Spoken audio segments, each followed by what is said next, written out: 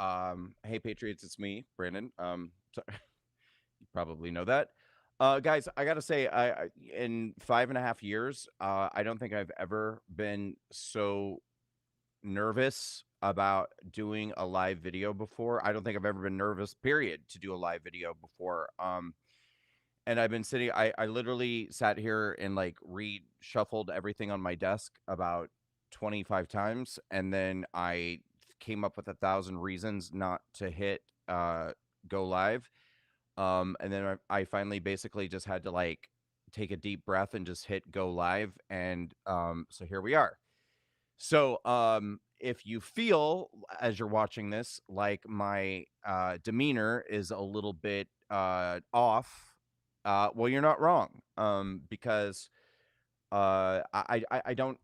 It's going to be hard for me to kind of find words. I think because I don't really typically talk that much about personal things. And it's sort of weird because, for over 5 years now, I feel like I've developed a relationship with you and you've developed a relationship with me. And, when I do events around the country, people come up to me all the time and they say, I feel like I know you. I feel like I'm meeting a friend. I feel like I'm meeting a family member. And yet at the same time, I really haven't shared that much of my personal life.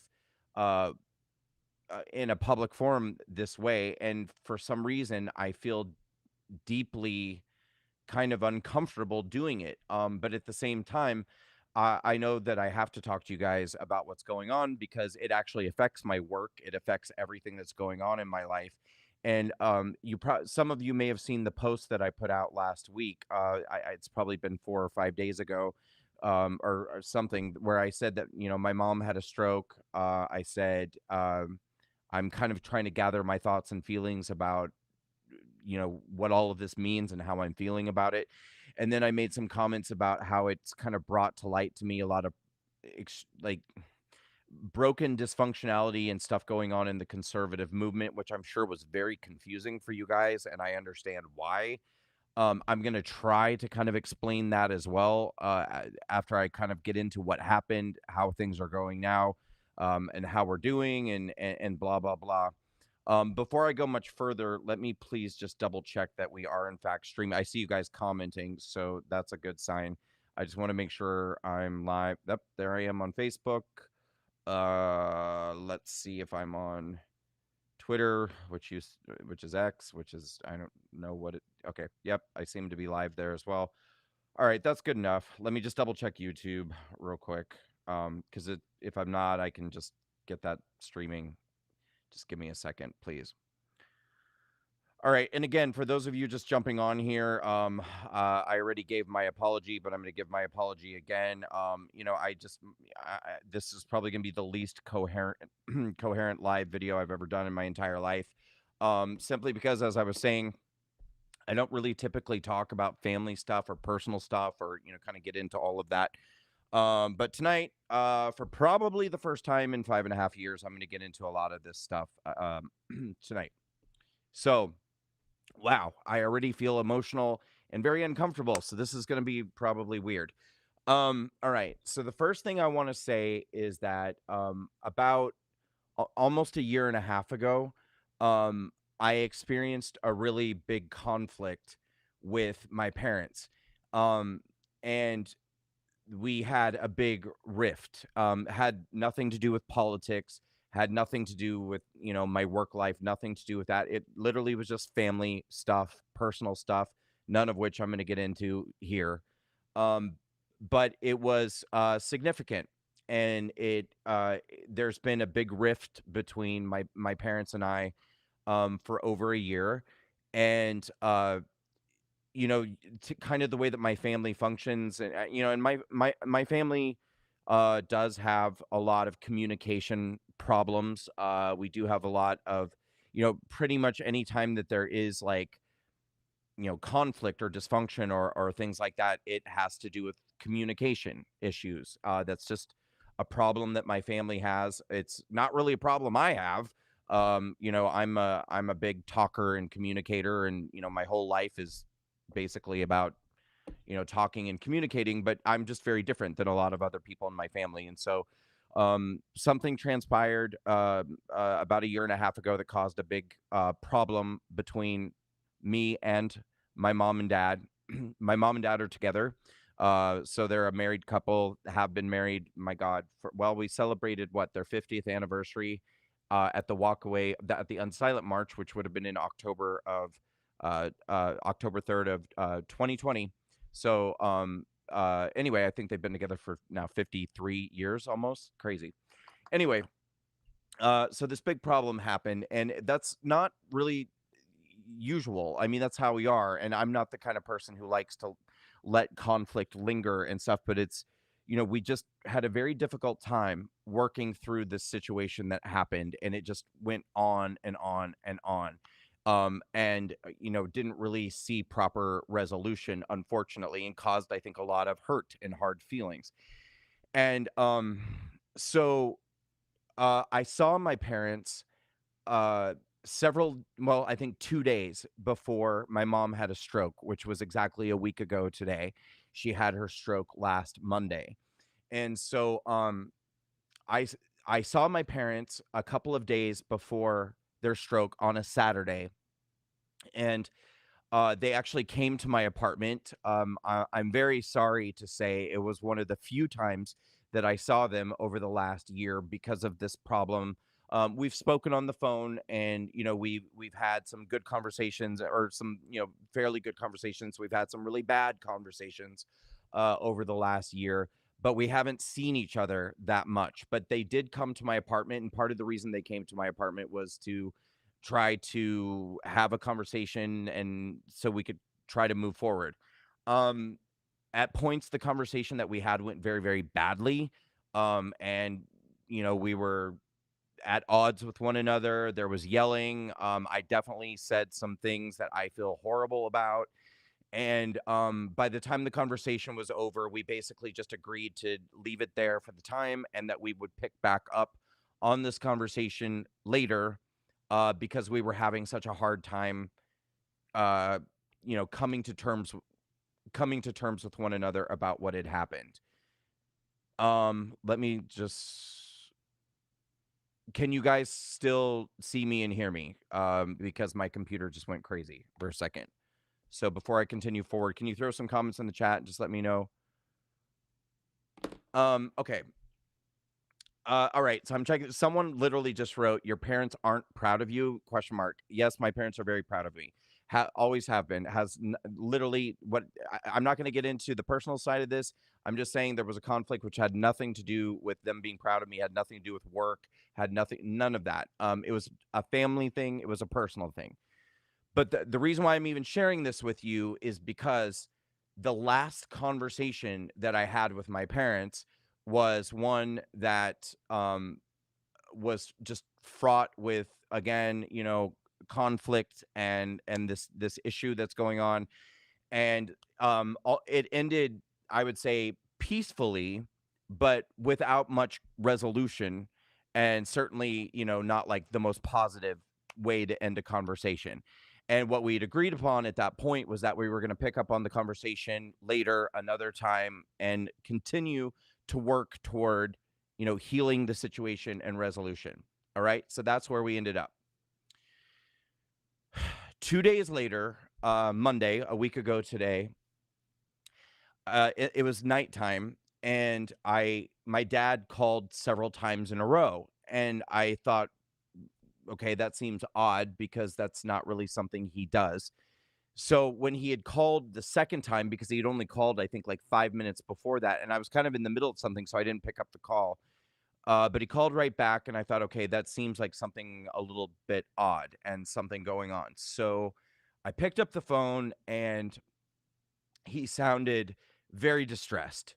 And he said to me, "I'm at the hospital right now. I think I think mom had a stroke." Now, my grandmother, his mom, passed away last year. A lot of you know I was very close with my grandma Margaret, who I used to call my graham cracker. So obviously, I knew he wasn't talking about her. I knew he was talking about my mom. And so I just said, "What do you mean?" And he said, "Well," oh, and by the way, before I continue forward, My mom has given me permission to talk about this. I would not be having I would not be doing this video if she didn't she said, "Go ahead, tell the story. It's fine, whatever." So I fully have my mom's permission to talk about this. So uh he my dad told me that my mom was in the kitchen. She was chopping vegetables. And for anyone who doesn't know, my mom is a really healthy person. She hasn't had a drink. She hasn't had any alcohol in like over 3 years. She exercises pretty much daily. She used to vigorously walk on a treadmill. Now she prefers to bike, so she cycles. And she's very active, she's very, she's got a lot of energy, big personality. So this is not like an unhealthy, meek person who lays around all the time. So she was in the kitchen chopping vegetables, and my dad said that she started to say, "Help me, help me, help me." And he said he looked at her and he thought that she was going to faint. And so he got up and he went to her, and he kind of grabbed a hold of her because I think she was kind of going down. And he said he was able to grab a hold of her, and there was a chair behind them in the kitchen, and he was able to sit down in the chair with her on top of him. So she ended up sitting on his lap. And by the time they had landed in the chair, she apparently was trying to talk, but she wasn't really able to say words, and she was not really making any sense. And then, he said, I think she said she was also trying to say, hold me," something like that. And so he was trying to talk with her and communicate with her, and she was struggling to say any words. And then at some point, I think after a while, she was able to say, "Take me to the bathroom." And he said that he thought that she was going to throw up. So he took her to the bathroom, and I don't know, if she went to the bathroom or she didn't. I have no idea, but she came out of the bathroom, and he said to her, "We have to go to the hospital." And she was able to say to him, "No, I'm going to go to bed." And he said, "No, no, no, we have to take you to the hospital." Now, for anyone who knows my mom, she's extremely stubborn. She's very, very headstrong, and she's very difficult to argue with, because she's just very, very, very stubborn. But my dad said that thankfully she was disoriented and confused, and because of that, he was able to convince her to go to the hospital, because in another circumstance, she probably would have been just extremely argumentative and just gone to bed and shut the door, and probably even locked the door. But he was able to convince her that she needed to get in the car and go to the hospital. So he was able to get her to the hospital quickly, thank God. And just also so you guys know, it was kind of a nice day where they live. And I guess she had tried to convince him to go into town and go golfing, and which he normally would have done. And I have no idea why he didn't. Again, thank God, but he, for whatever reason, made the decision not to go into town golfing, and happened to be there, sitting there right close to her when this all started, because he would have been golfing, and she would have gone to bed and just laid down and never said a word about it. And God only knows if she would have woken up, or if she had woken up and not been able to ever speak again or think again, or God only knows. But bottom line is, he was able to take her to the hospital. And so they took her to the hospital, gave her that shot, which I don't know the name of, which breaks up blood clots. And they were able to get that to her, I'd say, in less than 2 hours. And I think they say that it's like, if you can get somebody help within 4 hours, that's crucial. And the sooner, the better.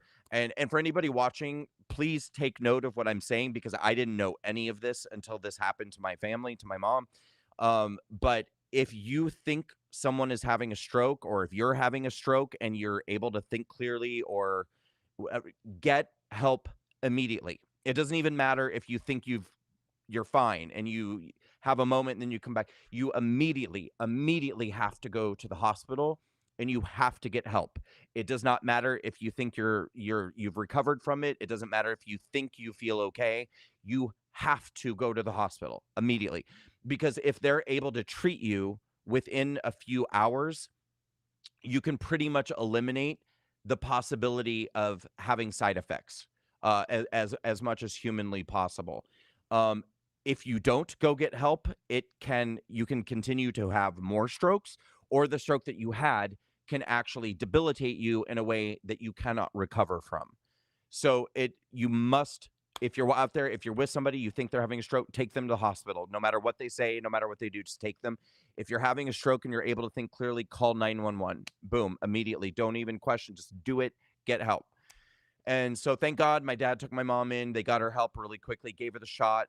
But she was still very much struggling with her speech, and she was struggling to understand where she was or what was happening or why it was happening. And they made the decision to fly her by helicopter to Omaha, Nebraska, which was like the next nearest big city. My parents live about 3.5 hour drive from Omaha, Nebraska. I happen to right now, that's where I'm living right now, in Omaha, Nebraska. So my dad called me, he filled me in on what was going on, and he said they're going to put her in a helicopter soon. They're going to fly her to Omaha. Um, are you able to go? And I said, of course I'm able to go. And so I knew that I had about an hour and a half, because that's how long the helicopter ride was going to take. So during that hour and a half time, I got in my car and I drove to Walgreens, and I just, I'm pretty good in a crisis, and I'm a pretty good, like figure out what needs to be done kind of person. So I started thinking, I was like, well, I know my mom wears contacts, so I need to get her a contact case and saline solution. And she's probably going to be in the hospital for days, maybe God only knows how long. So she's going to need lotion, and she's going to need chapstick, and she's going to need toothbrush, and she's going to need toothpaste. And so I went to Walgreens, and I was just getting all of these things. And while I was there, I just kept thinking to myself about how the the relationship with my parents and I have been for the last year and a half. And I was thinking about, the last conversation that I had with them, and I kept thinking to myself, oh my God, I can't believe that this is going to be the last conversation that I ever have with my mom, because I didn't know if, she was going to get off the helicopter and they were going to say she died, on the flight there. I didn't know if she would get off the helicopter and they would say that, she's never going to be able to speak again, or she's never going to be able to move again, or she's never going to be able to think again. And um, I cannot even put into words.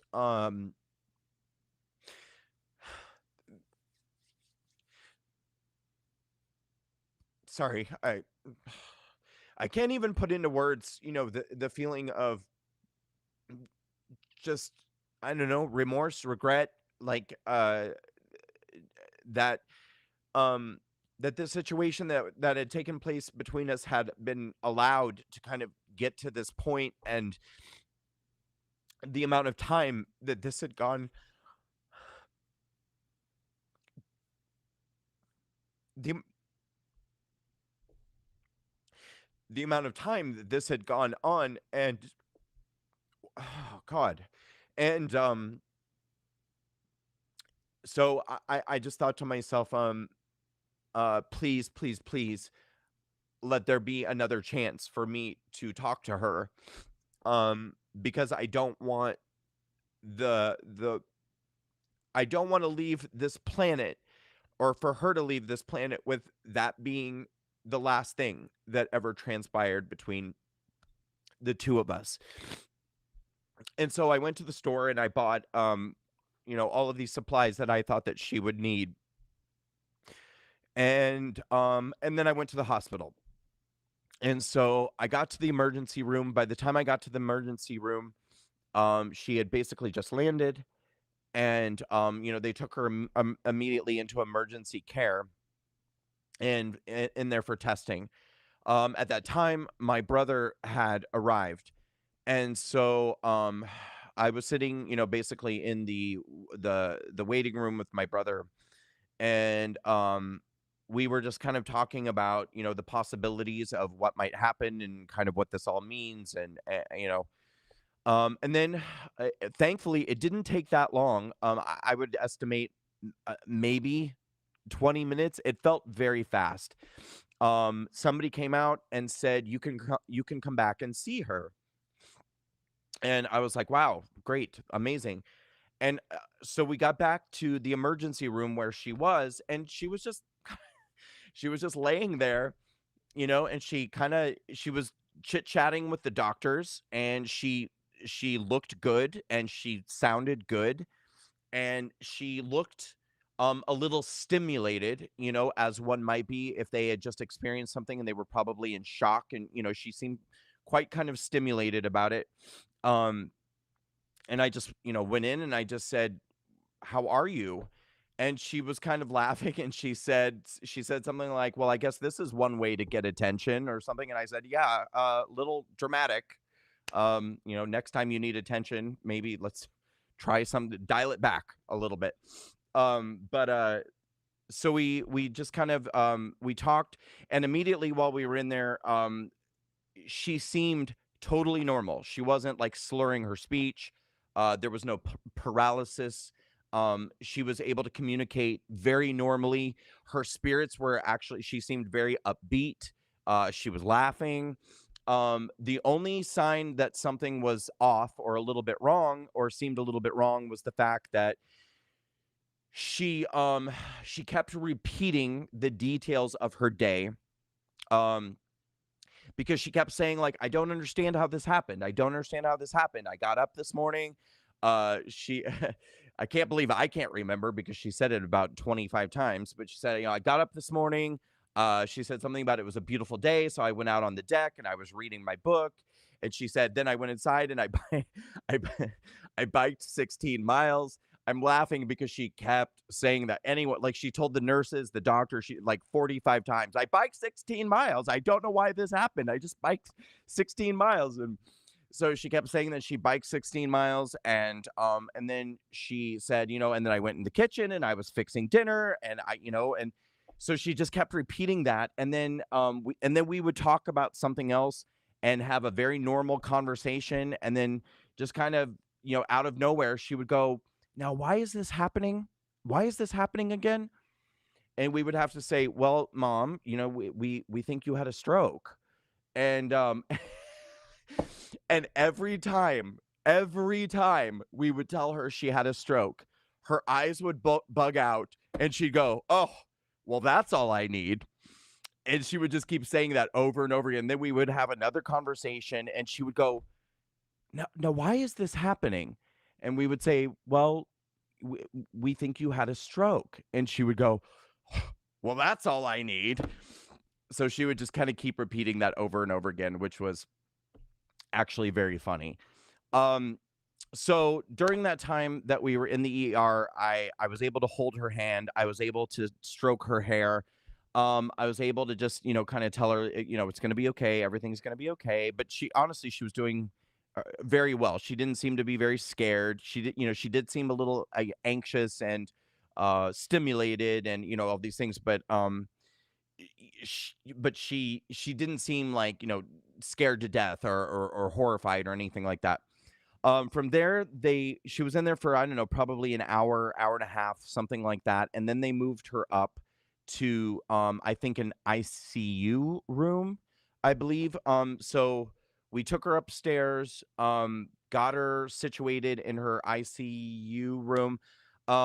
My dad, she was doing so well that we encouraged my dad not to come because he was not able to get into, there's not those helicopters are tiny, and he would have to drive 3.5 hours, and at this point it was, like 1 or 2 in the morning. So we just said, get some sleep, get on the road in the morning, she's going to be fine. It's obviously, and during that first night, they check on her every like 15 minutes. So she gets, no sleep whatsoever. They come in, they, take the vitals, make her do the different tests, check her function, check her eyes. um so I went back home. got a little sleep. I was a wreck, like emotionally, I was a wreck. I didn't cry. Actually, this is the first time I cried tonight during this video. I haven't cried once since this happened. Um, but I just swirling around in my brain, just all the possibilities of what could have happened and what still might happen because, they say like the first 24 or 48 hours are very critical. Things could change. So I was quite nervous that first night, but I went to bed, woke up in the morning. First thing I did, obviously called my dad. I think my dad was on the way, and so I just got dressed quickly and drove back over to the hospital. Um, Saw her then the next morning, and she was even better than the night before. She was still repeating some things and still kind of, but it's really not that surprising. First of all, it had been less than 24 hours since she had a stroke, and second of all, she didn't get any sleep. Because they literally kept her up all night, and they'd been running tests on her like nonstop. Um, so we had a good conversation the next day. I went down to the gift shop and I bought her a giant teddy bear and some flowers and a bunch of stuff and just tried to bring some cheerful stuff into her room to make her feel better.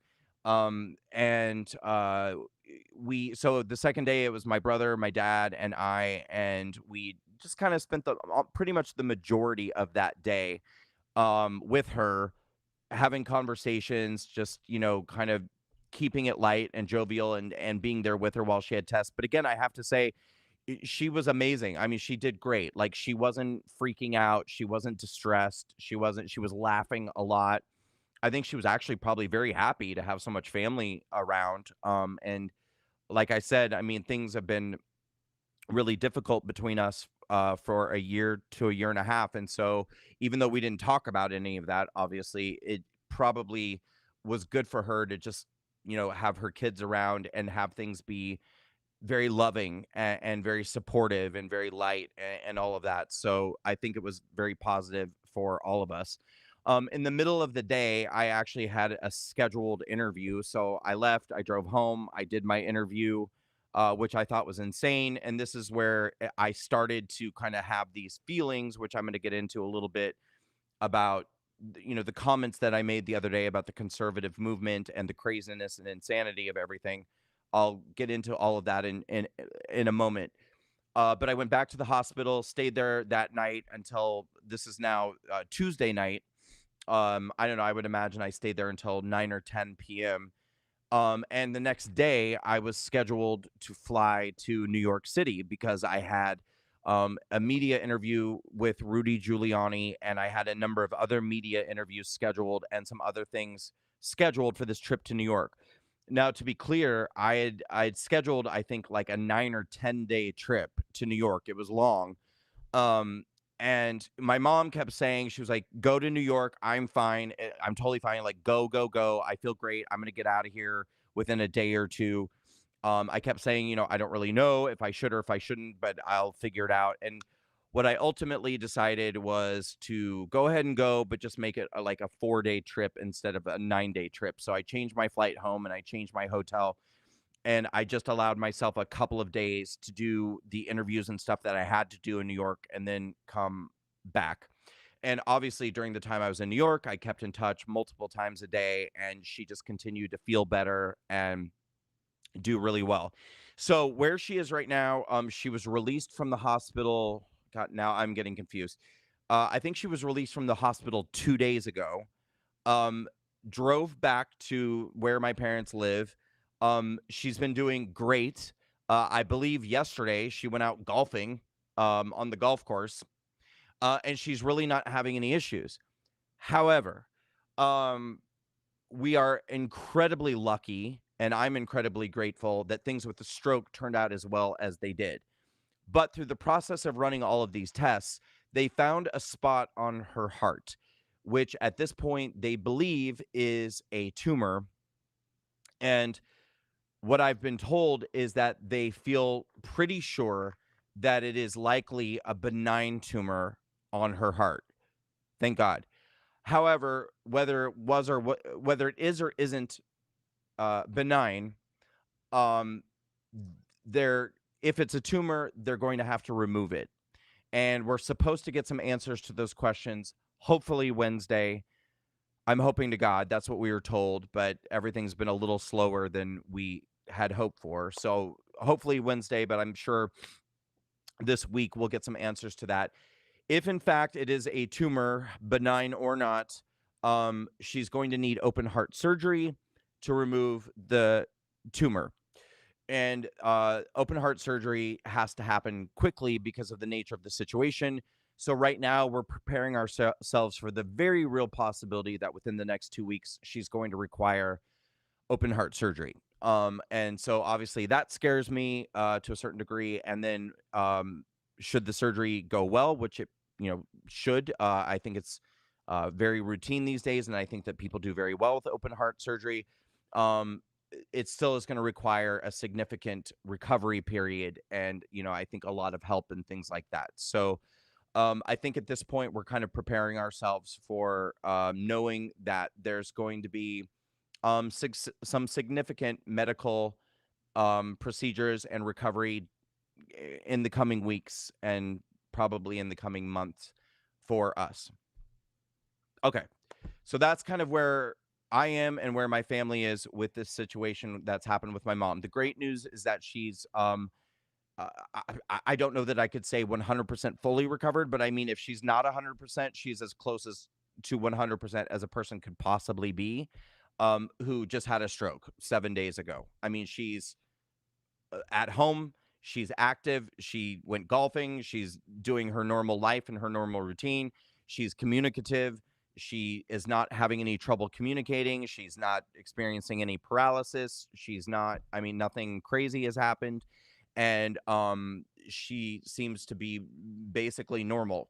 So, um, the best case scenario would be is if this thing was not a tumor, because they feel like there's like a very small chance it could be an infection.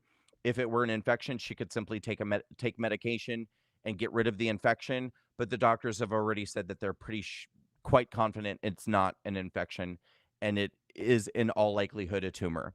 So there is a chance that this could all be resolved with medication, but the chance is very small, and it's more than likely going to require a surgery, and require a significant recovery after surgery. Again, I'm trying to stay really positive about the possibility of surgery because I keep being told by people it's just pretty routine these days.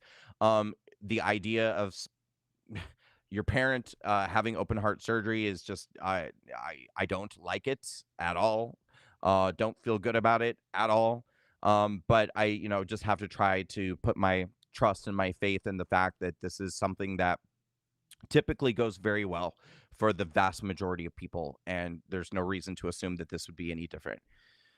Um, now let's talk a little bit about the comments that I made, just so that you guys, now that you understand what happened and kind of where my head was and still is, but things were definitely much more chaotic and scary and up in the air about a week ago.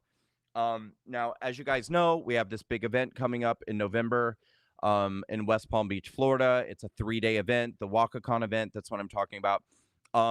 It takes an enormous amount of work and planning to put these things together. And so, I mean, I've honestly been very concerned that whether or not I even have the time to do everything that needs to be done to prepare for this event as is, because there's so much that we have to do, and my team is just like working to get this done.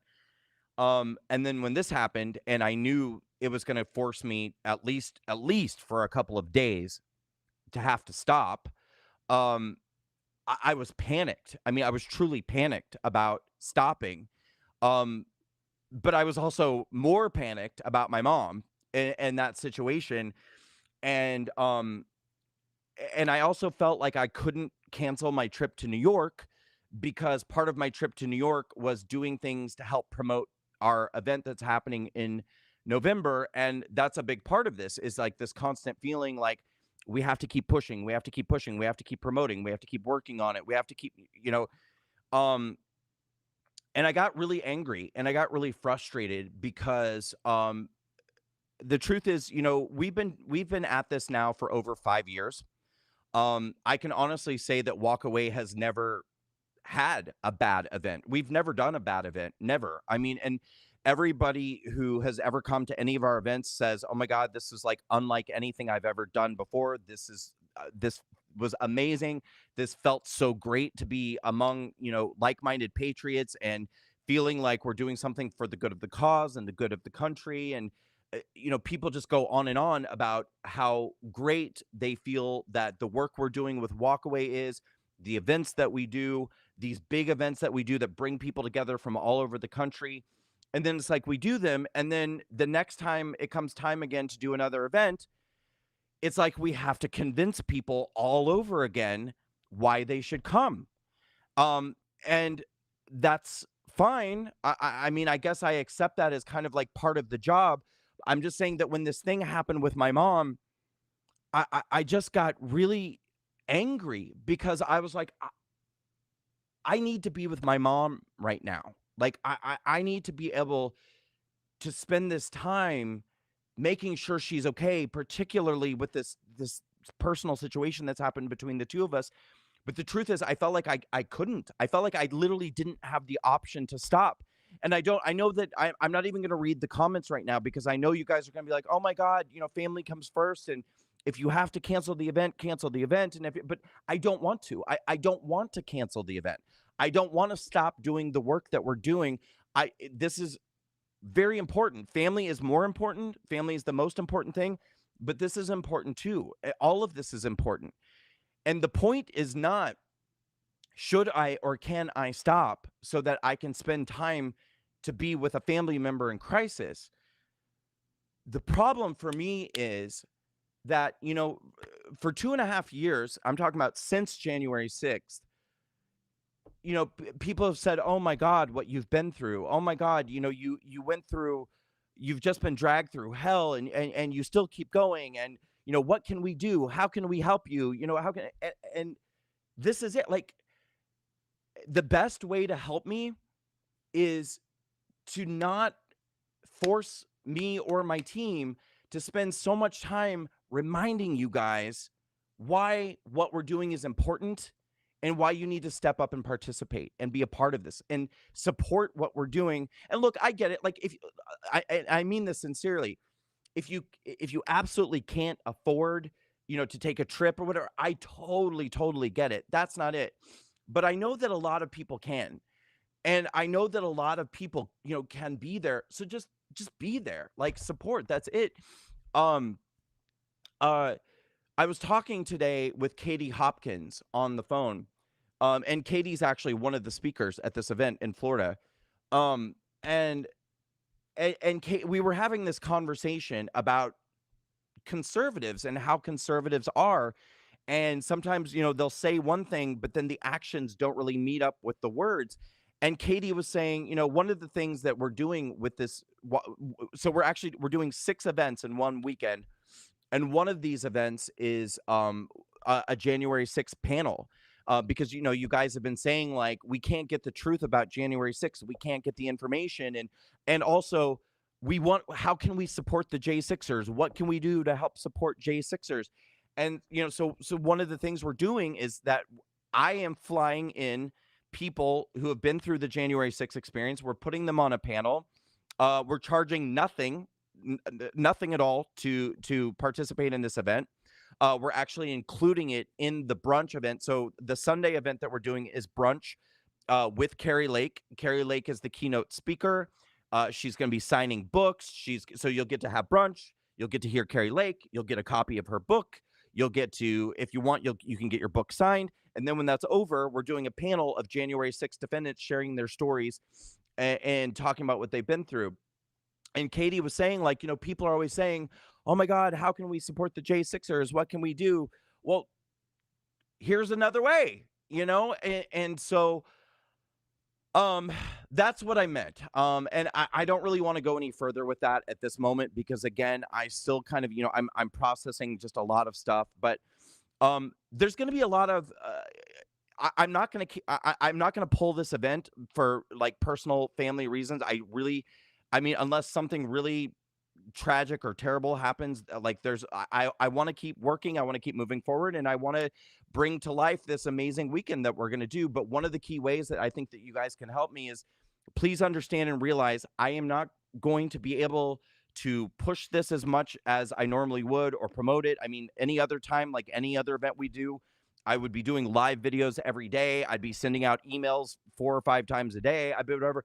I'm not going to be able to do that because I need to, at this point, balance some time taking care of my family during a crisis while also moving this forward.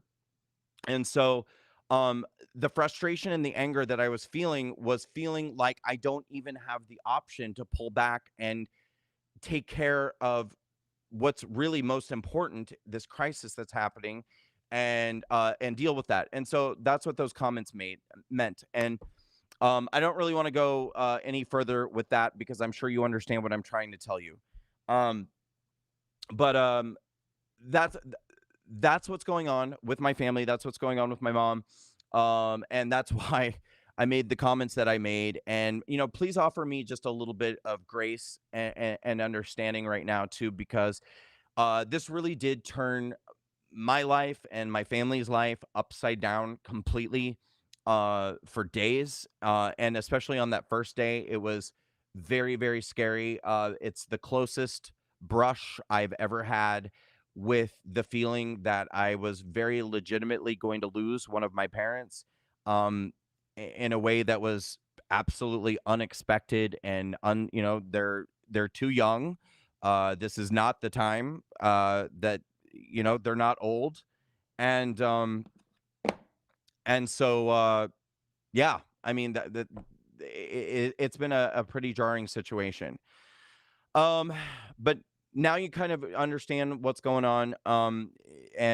So anyway, that's the situation. We're gonna find out, I think, this week if open heart surgery is coming around the corner in the next couple of weeks.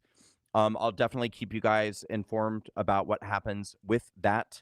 I'm gonna wrap up this video tonight because I actually have more work to do. But before I go, I'm just gonna quickly tell you, and for any of you who may not know, the event that I'm referring to is our WalkerCon weekend. If I really hope that all of you guys can come and please be there and be a part of it. If you want more information, all you got to do is just go here to walkawayanniversary.com. But essentially, what we're doing is it's going to be 6 events in one weekend. We tried to make this as absolutely cheap for all of you as possible because that's the one piece of feedback that we've often gotten is people saying, I so wish I could come and be a part of the big walkaway events, but I can't afford it. And so we priced it as low as we possibly could. It's 6 events in one weekend. If you want a weekend pass to go to every event, it's $200. And $200 includes the price of brunch. It includes a copy of Carrie Lake's book. And it includes the entrance to our big Friday night event. Here, I'll show you guys just so you know what I'm talking about. So the Friday night event, you'll get to see all of these speakers. You'll get to see Lara Trump, Matt Schlapp, David Harris Jr., Tudor Dixon, Shamika Michelle, Misha Maynard, Dan Ball, Alex Stein, Katie Hopkins, Dr. Gina Loudon, Gothics, Mike Harlow, Dr. Simone Gold. And then we have lots of comedians there on the bottom. And I'll be there too. There's also that. So we also offer a VIP weekend pass, which is $500. And with that, you get to have a cocktail and hors d'oeuvre reception. You'll get to meet all the speakers, take pictures with people. You'll have preferred seating, and you'll have preferred seating at all of the events, which includes this big Friday night event. It also includes Saturday. We're doing our outdoor rally during the day. That's the Saturday Patriot Rally. Obviously, that's free for anyone to attend. Anyone's welcome to come to the Patriot Rally. Saturday night, we're doing a fun event, which is a comedy roast. It's called Disorderly Conduct, the roast of Brandon Strauch. I'm being roasted by conservative comedians like Alex Stein, Josh Denny, Sean Farish. uh, the Babylon Bees, Adam Yenser, and then we also have just really fun personalities like Katie Hopkins, David Harris Jr., Julie Kelly, and the most amazing independent journalist covering January 6th, Julie Kelly. We have Shamika Michelle, Dr. Simone Gold. They're all going to participate in the roast event. Sunday, we have a Toast to Walkaway brunch with Carrie Lake. She's our keynote speaker. You'll get a copy of her book. If you get the VIP option, you'll get to take pictures with Carrie and get a signed copy of her book. And then after the Carrie Lake brunch, we're closing the whole weekend out with the true stories of January 6th. You'll get to hear from Derek Evans, Dr. Simone Gold. You'll get to hear from Jerry Perna, who tragically lost her nephew who committed suicide after being bullied to death by the Department of Justice. And by video, John Strand, who ended up getting a nearly 3-year prison sentence for walking inside of the Capitol. He was actually escorting Dr. Simone Gold as a bodyguard. He was sentenced to a nearly 3-year prison sentence, and we'll get to hear from him via video. And that will close out the weekend. So it's literally 6 events in one weekend. The general admission pass is $200. The VIP weekend pass is $500. How do I get off this screen? Sorry, I'm trying. And so the entire weekend, which is going to be amazing, we're calling WalkaCon weekend. And you can get discounted hotels. You can get more information. You can get tickets right here at walkawayanniversary.com. And so, I'm going to keep plugging away despite everything that's going on. Personally, we're going to make this work. We're going to make it happen. I don't think we've ever had to cancel an event before, and I don't intend to do so now. So we're just going to, my team and I are just going to go balls to the wall and keep churning this out, and we're going to make it happen. We're going to make it happen. So the biggest favor you can do me is if you're planning to come, that's it. Just come. You go to walkawayanniversary.com, get your discounted hotels, get your tickets, get your flights, come out and join us. If you're in Florida, just make the drive, come see us. But I want to see each and every one of you there if you're able to come, walkawayanniversary.com. Thank you so much for listening to what I had to say tonight. I really appreciate you hearing me out. This wasn't like a super comfortable conversation for me to have. Like I said, 5.5 years, you and I have gotten to know each other very well. We've had, many conversations, sometimes in person, sometimes via this format of live streaming videos.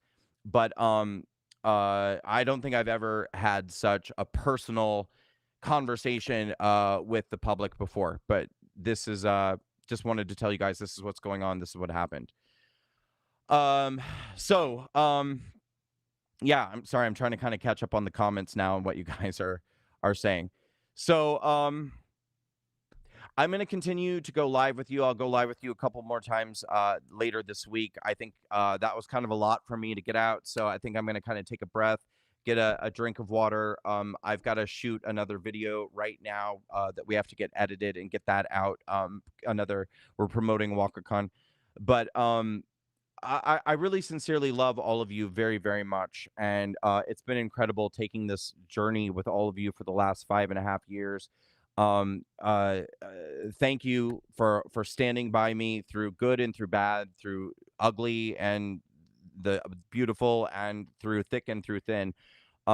This has definitely been a very, very difficult time. And the last few years have not been a hell of a lot of fun. But I see it as peaks and valleys, ups and downs. This is sort of how it is. During the first 2.5 years when Trump was in office and the country was doing great and everyone was feeling good, it was a lot of fun traveling around the country doing walkaway events. The last 2.5 years have obviously been a lot more brutal and a lot more rough. We have a corrupt and weaponized Department of Justice that is going out of their way to hurt people and harm people. But, if there's a message that I can send people, it's that no matter what they do to me, I'm going to continue to fight and move forward. And I just want all of you to fight and move forward alongside me, be behind me, be with me, and support me. And one way that you can support is come to this amazing weekend of patriotism, inspiration, fellowship, education, and we're going to prepare for victory in 2024. So come to Florida. Come to West Palm Beach, November 10th through the 12th. You can go to walkawayanniversary.com for tickets, discounted hotels, and more information. If you're able to make the trip, do everything you can. If you're going to take a trip this year, make this the trip that you take. Come and support Walkaway. Come and support the J6ers. Come and support, those of us in grassroots who are fighting our asses off against a system that's doing everything they can to try to destroy us. Um, you ask how you can support. That's one way that you can support. Show up. Come be a part of it. Okay? Do what you can. Love you, Patriots. Thanks for hanging in there. Thanks for listening to me. Hopefully I didn't sound like a crazy lunatic. Hopefully that all made sense to you. And if it didn't, and I did sound like a crazy lunatic, just offer me some grace and just cut me a little slack. It's been a lot. It's been a lot to grapple with, but we're going to be all right. All right. Love you, Patriots. I'm going to jump off here. Have a wonderful night. I'm going to get back to work, but you'll be hearing from me soon. Have a great night. I love you all very, very much. Let's all hang in there. The best days are still to come. So have a great night. Love you, Patriots. Bye-bye.